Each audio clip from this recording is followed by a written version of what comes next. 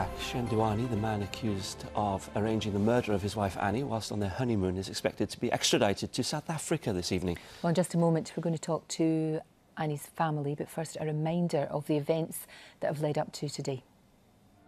Smiling and laughing together, Anni Dewani and his wife Annie enjoy their first dance at their wedding at the end of October in 2010. Happiness turned to tragedy when 2 weeks later, while on honeymoon in South Africa, they were kidnapped at gunpoint. Annie was shot dead. 3 men were jailed for her murder, and her new husband was later arrested for conspiracy to murder. Her family were left with many questions. Why were the couple travelling in an area known to be unsafe? Why did the couple use a local driver instead of a designated hotel taxi? And why he was released unhurt during the kidnapping? For more than 3 years, he's always denied any involvement and fought extradition on the basis that he's suffering post-traumatic stress and depression. After arriving in South Africa, he'll be detained in a high-security psychiatric hospital, with local authorities assuring he'll have his own room and access to top psychiatrists. There he'll be assessed until he's deemed to be fit to stand trial. Well, Anni Dewani has always denied plotting to kill his wife. Annie's brother Anish and Uncle Ashok are here with us. It's been an absolute nightmare for you. Really, I'm so sorry for your loss, and it's been 3 long years. How have you been coping with this? You know, it's been very difficult for my family. We are just focusing on this case at the moment, and it's hard to even start to make the grieving process for Annie yet, because there is so many questions we need answer to. And it's been a nightmare. I can't sleep at nights, I can't even work. The only focus I have is getting justice for her. And we hope we get it. And now today he's getting extradited. And that's one step closer towards what we are seeking for, that's justice for her. It's been a very frustrating legal process, hasn't it? It's been very frustrating legal process. I mean, we always are optimistic about him getting extradited, but once the judge says he'll get extradited, there will be an appeal. Then it goes to the High Court, and the High Court says he'll be extradited, and then it's another appeal.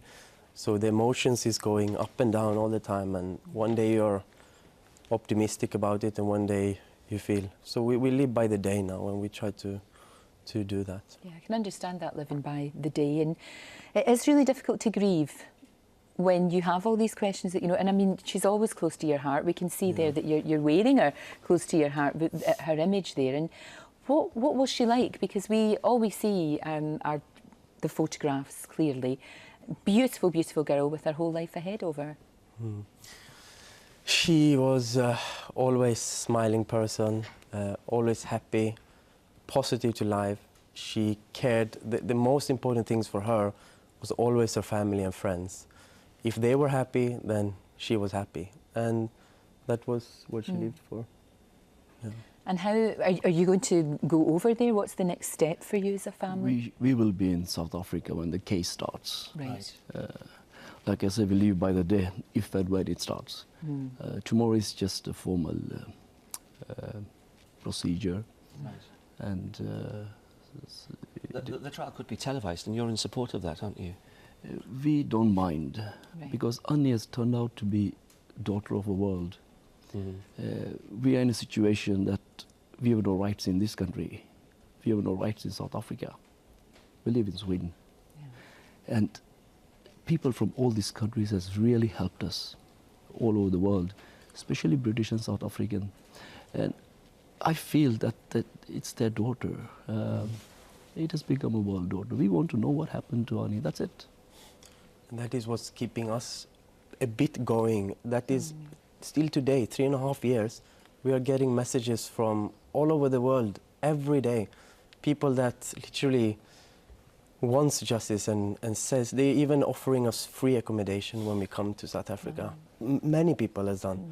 And people are just been very, very supportive to us. And I think that is something that's keeping us alive, at least. You know. An energy kick. Yeah. Thank you both for coming in. I know how tough it is to talk about, but hopefully this is a step towards finally getting justice for you. Absolutely. And some peace for you as well. Relative. Thank you.